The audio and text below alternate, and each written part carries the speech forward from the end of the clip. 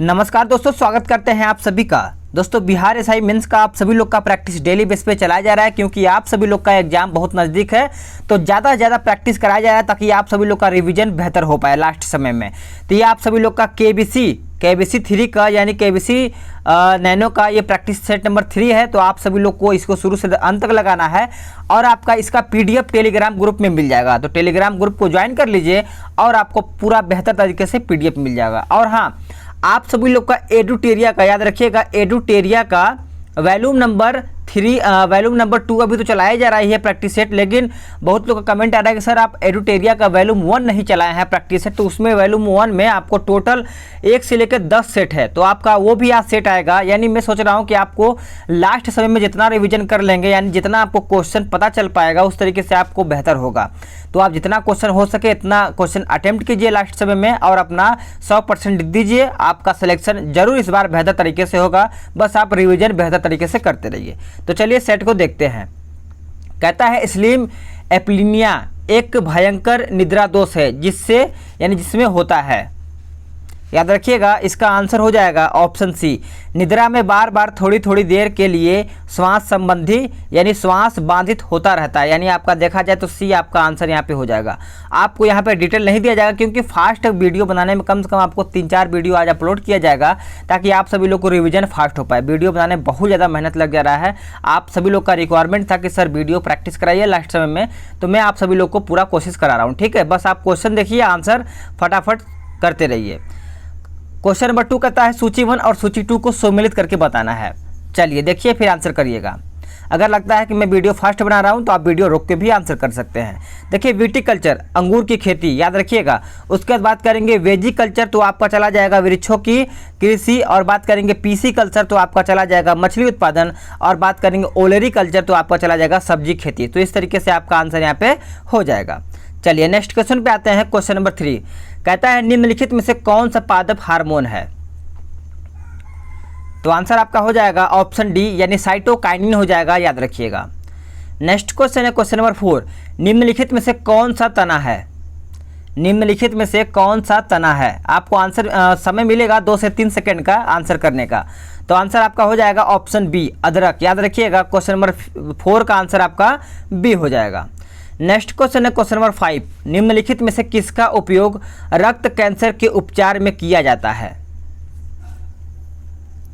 Answer हो जाएगा option B sodium 24, याद रखिएगा। 5वां का आंसर आपका बी नहीं होगा, 5वां का आंसर आपका सी हो जाएगा, फास्फोरस 32 हो जाएगा, याद रखिएगा। सी आपका आंसर यहाँ पे हो जाएगा। नेक्स्ट क्वेश्चन है कि डेंगू बुखार में मानव शरीर में निम्नलिखित में से किसकी कमी हो सकती है या फिर कमी हो जाती है। तो आंसर आपका हो जाएगा ऑप्शन ए प्लेटलेट की कमी, यानी आपका आंसर यहाँ पे ए हो जाएगा सभी लोगों का। नेक्स्ट क्वेश्चन है कि मनुष्य के अंगों में से कौन एक हानिकारक विकिरणों से सर्वाधिक सुप्रभाव है। याद रखिएगा, आंसर आपका सही होना चाहिए। देखिए 7वां का आंसर आपका हो जाएगा ऑप्शन ए यानी आँख, आपका यहाँ पे आंसर हो जाएगा। नेक्स्ट क्वेश्चन है कि निम्नलिखित में से किसे हंसने वाली गैस कहा जाता है। हंसने वाला गैस किसको कहा जाता है। तो याद रखिएगा नाइट्रस यानी नाइट्रिक ऑक्साइड को कहा जाता है। ए आपका यहाँ पे आंसर हो जाएगा, याद रखिएगा। 8वां का आपका आंसर ए हो जाएगा। नेक्स्ट क्वेश्चन है कि प्रकाश संश्लेषण का उपोत्पाद है। प्रकाश संश्लेषण का उपोत्पाद है, आंसर करिए। तो आंसर आपका 9 का ऑप्शन बी हो जाएगा O2, याद रखिएगा। O2 आपका यहाँ पे आंसर हो जाएगा। क्वेश्चन नंबर 10 कहता है आधुनिक रसायन शास्त्र का जनक किसे कहा जाता है। आधुनिक रसायन शास्त्र का जनक किसे कहा जाता है। तो आंसर आपका 10 का सी हो जाएगा लेवोजियर, याद रखिएगा। लेवोजियर आपका यहाँ पे आंसर हो जाएगा सभी लोगों का। नेक्स्ट क्वेश्चन है कि इलेक्ट्रोएन्सेफेलोग्राम यानी EEG निम्न में से किसकी निगरानी के लिए उपयोग किया जाता है।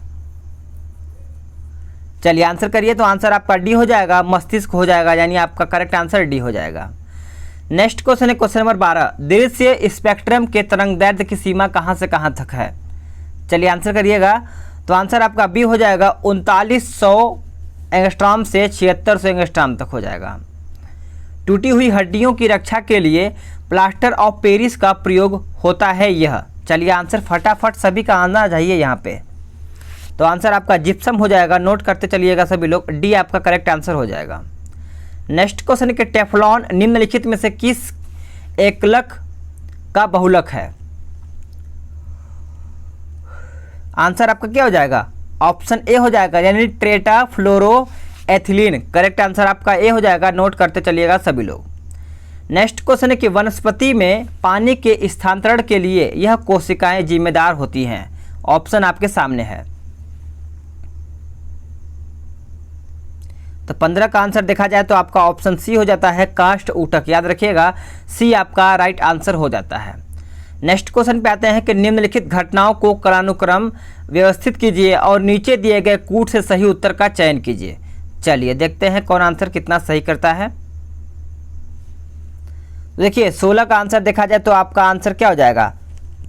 सबसे पहले आपका वुड का घोषणा पत्र, उसके बाद आपका हो जाएगा हंटर आयोग, और बात करेंगे उसका तो सैडलर आयोग, और फिर लास्ट में आपका सार्जेंट आयोग। तो इस तरीके से आपका यहाँ पे मैच हो जाएगा। नेक्स्ट क्वेश्चन है कि निम्न में से सिंधु सभ्यता से संबंधित कौन से केंद्र उत्तर प्रदेश में स्थित है? तो आंसर आपका क्या हो जाएगा? याद रखिएगा, आंसर आपका हो जाएगा आलमगीरपुर, उसके बाद आपका हुलास हो जाएगा। तो इस तरीके से आपका आंसर यहाँ पे डी हो जाता है। नेक्स्ट क्वेश्चन कि निम्नलिखित में से किसने गांधी इरविन समझौता में महात्मा गांधी के लाभ को सांत्वना पुरस्कार कहा था?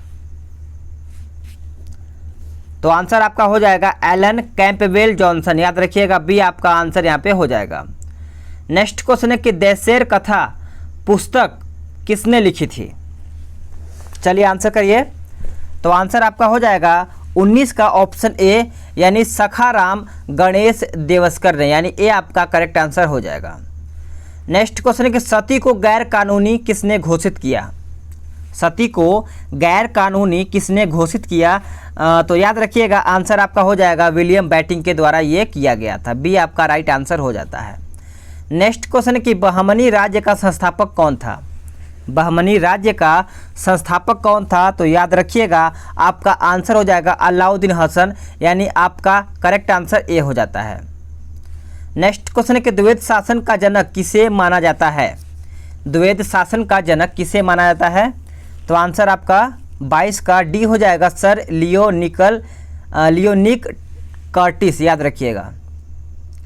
निम्नलिखित में से कौन हड़प्पा और मोहनजोदड़ो के उत्खनन से संबंधित नहीं थे?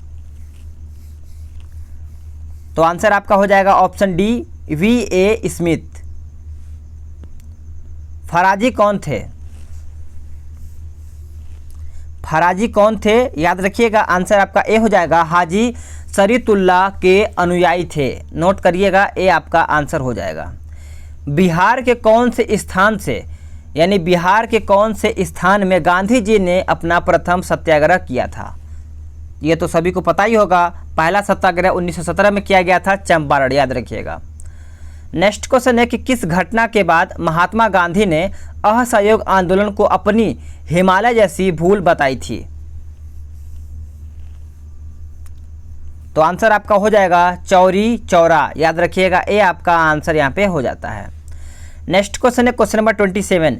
निम्नलिखित पंक्तियों को किसने लिखा? सरफरोशी की तमन्ना अब हमारे दिल में है, देखना है जोर कितना बाजुए कातिल में है। याद रखना चाहिए, वेरी इंपॉर्टेंट क्वेश्चन है। तो आंसर आपका हो जाएगा ऑप्शन ए, बिस्मिल। याद रखिएगा, आपका आंसर ए हो जाएगा। नेक्स्ट क्वेश्चन है कि गुलाम वंश का प्रथम शासक कौन था? गुलाम वंश का प्रथम शासक कौन था? तो आंसर आपका क्या हो जाएगा 28 का ऑप्शन ए, कुतुबुद्दीन ऐबक। क्या हो जाएगा? कुतुबुद्दीन ऐबक। नेक्स्ट क्वेश्चन कि अलाउद्दीन खिलजी के आक्रमण के समय देवगिरी का शासक कौन था?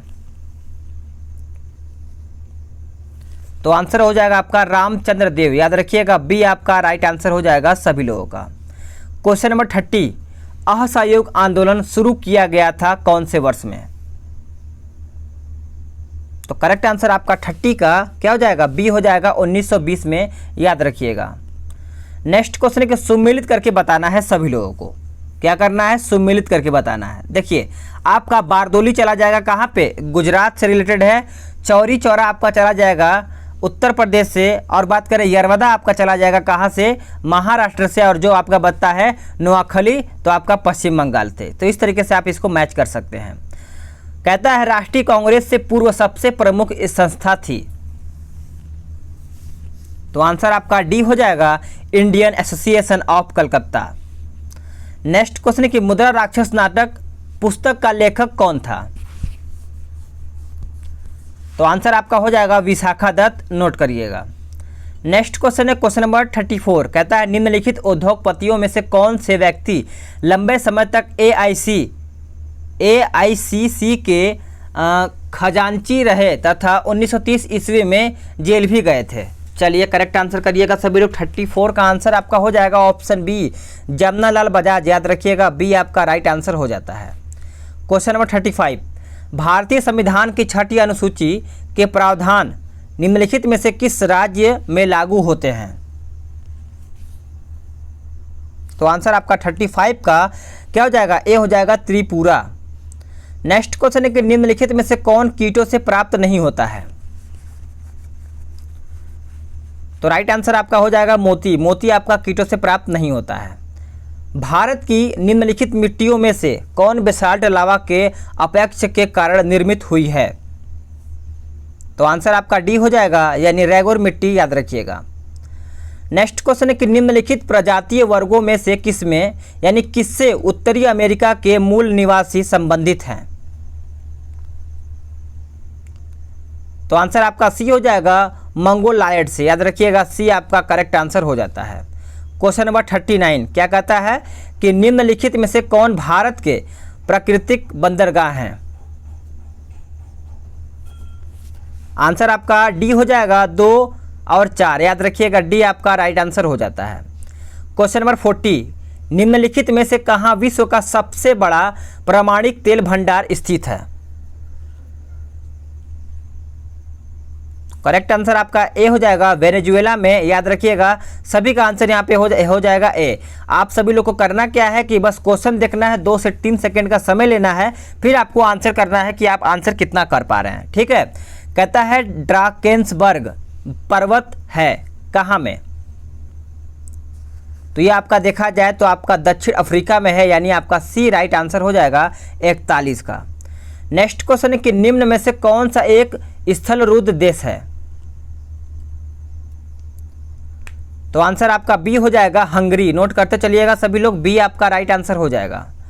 नेक्स्ट क्वेश्चन है क्वेश्चन नंबर 43, क्या कहता है देखते हैं कि कहता है करेवास मृत्तिका जो जाफरान यानी केसर का एक स्थानीय प्रकार के उत्पादन के लिए उपयोगी है, पाई जाती है कहाँ पर, तो फाइनली आंसर इसका हो जाएगा कश्मीर, हिमालय में, याद रखिएगा।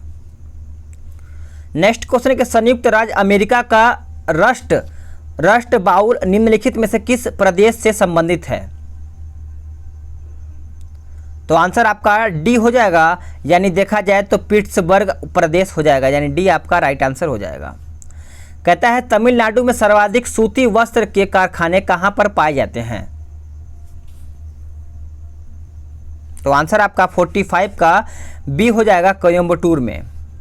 नेक्स्ट क्वेश्चन है कि निम्नलिखित में से कौन सी नदियां बंगाल की खाड़ी में गिरती हैं, इनमें से बताना है कौन सी नदी है जो बंगाल की खाड़ी में गिरती है, तो आपका आंसर हो जाएगा यानी ए और बी दोनों, यानी गंगा, ब्रह्मपुत्र, गोदावरी, महानदी, कृष्णा, कावेरी। तो इस तरीके से आपका आंसर यहाँ पे डी हो जाएगा। निम्नलिखित में से कौन सा सौरमंडल का भाग नहीं है, इनमें से बताना है कौन सा सौरमंडल का भाग नहीं है, तो आंसर आपका निहारिका हो जाएगा। नेक्स्ट क्वेश्चन है कि दक्षिणी गोलार्ध में सबसे बड़ा दिन कौन से तारीख को होता है, तो याद रखिएगा आंसर आपका हो जाएगा 22 दिसंबर को। नेक्स्ट क्वेश्चन है क्वेश्चन नंबर 49, विश्व के विशाल वलित पर्वतों की रचना आज से लगभग कितने मिलियन वर्ष पूर्व हुई थी, तो याद रखिएगा 49 का आंसर आपका डी हो जाएगा, 30 मिलियन पहले हुआ था। क्वेश्चन नंबर 50, अफ्रीका की मूलभूत जनजाति पिग्मी किस नदी घाटी में पाई जाती है, तो क्वेश्चन नंबर 50 का आंसर आपका बी हो जाएगा, कांगो, नोट करते चलिएगा, बी आपका आंसर यहाँ पे हो जाता है। अंतर्राष्ट्रीय दिनांक रेखा खींचा जाता है किससे होकर के, आंसर क्या हो जाएगा? आंसर आपका हो जाएगा ऑप्शन सी, प्रशांत महासागर से होकर के अंतर्राष्ट्रीय दिनांक रेखा खींचा जाता है। क्वेश्चन नंबर 52, संसार की छत किसे कहते हैं? संसार की छत किसे कहते हैं? याद रखिएगा, आंसर आपका सी हो जाएगा, पामीर, यानी पामीर को हम संसार का छत कहते हैं। नेक्स्ट है 53, भारत अपनी आवश्यकता से अधिक उत्पादन करता है क्या? तो याद रखिएगा, भारत अपनी आवश्यकता से सबसे अधिक उत्पादन चाय करता है, यानी ए आपका करेक्ट आंसर हो जाएगा। क्वेश्चन नंबर 54, भारत की जनसंख्या वृद्धि के संबंध में किस वर्ष को महान विभाजन वर्ष माना जाता है? तो आंसर आपका क्या हो जाएगा? 1921 ईस्वी में। याद रखिएगा, आपका आंसर यहाँ पे ए हो जाएगा। क्वेश्चन नंबर 55, सरकारिया आयोग की संतुतियां निम्नलिखित में से किससे संबंधित हैं? तो आपका आंसर यहाँ पे देखा जाए तो आपका आंसर हो जाएगा केंद्र राज्य से संबंधित है, यानी आपका डी राइट आंसर हो यहाँ पे हो जाता है। क्वेश्चन नंबर 56, भारतीय संविधान में राज्यों का संघ की संकल्पना को प्राप्त किया गया है किससे? तो आंसर आपका ब्रिटिश नॉर्थ अमेरिका यानी अधिनियम से आपका हो जाएगा सी, आपका राइट आंसर हो जाता है। क्वेश्चन नंबर 57, कहता है किसी जाति तथा जनजाति को अनुसूचित जाति तथा अनुसूचित जनजाति घोषित करने हेतु शक्ति संपन्न संवैधानिक प्राधिकारी है। तो करेक्ट आंसर देखा जाए तो आपका भारत का राष्ट्रपति हो जाएगा, याद रखिएगा। नेक्स्ट क्वेश्चन है कि भारत में नागरिकों के मौलिक अधिकारों में संशोधन कौन कर सकता है? तो आंसर आपका 58 का ऑप्शन सी हो जाएगा, संसद। याद रखिएगा, सी आपका राइट आंसर हो जाएगा। निम्नलिखित में से कौन एक भारत के संविधान का संघीय लक्षण नहीं है? तो आपको ये कमेंट बॉक्स में बताना है कि इसका राइट आंसर क्या हो जाएगा। सभी का मैं देखूंगा कि 59 का आंसर कौन कौन सही करता है, सभी का कमेंट आना चाहिए। नेक्स्ट क्वेश्चन है क्वेश्चन नंबर 60, कहता है निम्नलिखित में से कौन अपने प्रधानमंत्रित्व काल में लोकसभा के सदस्य थे? तो करेक्ट आंसर आपका 60 का ऑप्शन सी हो जाएगा, चंद्रशेखर। याद रखिएगा, सी आपका राइट आंसर हो जाता है। क्वेश्चन नंबर 61, सर्वोच्च न्यायालय का न्यायाधीश अपना पद त्याग पत्र यानी जो अपना त्याग पत्र होता है वो पत्र लिखकर किसको देता है? तो याद रखिएगा, राष्ट्रपति को देता है, यानी बी आपका राइट आंसर यहाँ पे हो जाता है।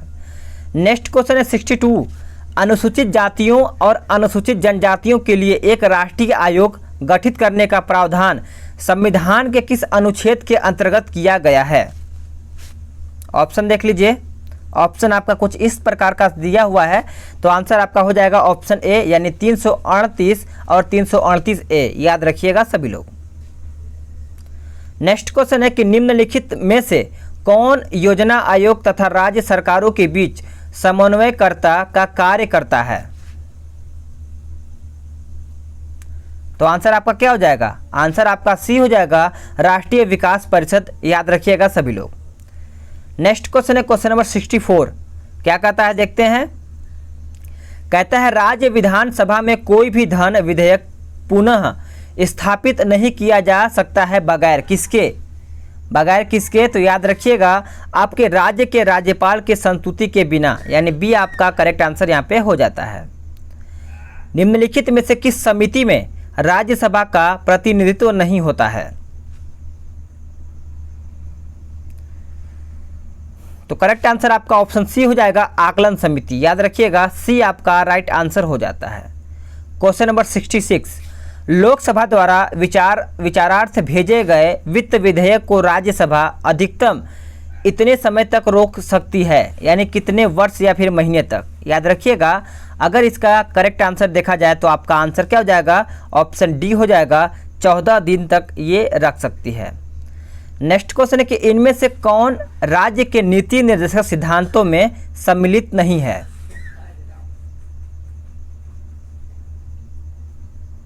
तो आंसर आपका क्या हो जाएगा? आंसर आपका डी हो जाएगा, सूचना का अधिकार। याद रखिएगा। नेक्स्ट क्वेश्चन है कि भारत का संविधान स्पष्टतः प्रेस की आज़ादी की व्याख्या नहीं करता है, किंतु यह आज़ादी अंतर्निहित है अनुच्छेद किसमें? तो ये किस में निहित है, याद रखिएगा अनुच्छेद 19A यानी 19(1)(अ) में, याद रखिएगा ए आपका आंसर हो जाएगा। निम्नलिखित में से कौन भूमि रिकॉर्ड अधिकारी है? तो करेक्ट आंसर देखा जाए तो आपका ऑप्शन ए हो जाएगा पटवारी, याद रखिएगा आंसर ए हो जाएगा। नेक्स्ट क्वेश्चन है कि राष्ट्रपति बताना है, राष्ट्रपति ऑप्शन देखिए फिर आंसर करिए। तो राष्ट्रपति एक संसद का हिस्सा होता है, याद रखिएगा बी आपका राइट आंसर यहाँ पे हो जाता है। नेक्स्ट क्वेश्चन है कि भारत का प्रधानमंत्री किसके प्रति जवाबदेह होता है? भारत का प्रधानमंत्री किसके प्रति जवाबदेह होता है? तो आंसर आपका लोकसभा हो जाएगा, यानी सी आपका राइट आंसर हो जाता है। क्वेश्चन नंबर 72, एक एमपी की सीट को रिक्त घोषित किया जा सकता है यदि वह सदन से लगातार की अवधि के लिए अनुपस्थित रहता है। चलिए आंसर करिए। आंसर आपका 72 का देखा जाए तो बी हो जाएगा 2 माह के लिए, यानी आपका बी करेक्ट आंसर हो जाता है। किस साल रेगुलेटिंग एक्ट पारित किया गया था? वेरी इंपॉर्टेंट और सिंपल क्वेश्चन। देखिए अगर रेगुलेटिंग एक्ट के बारे में देखा जाए तो आपका 1773 ईस्वी में रेगुलेटिंग एक्ट पारित किया गया था, तो सभी लोग को याद होना चाहिए ये क्वेश्चन।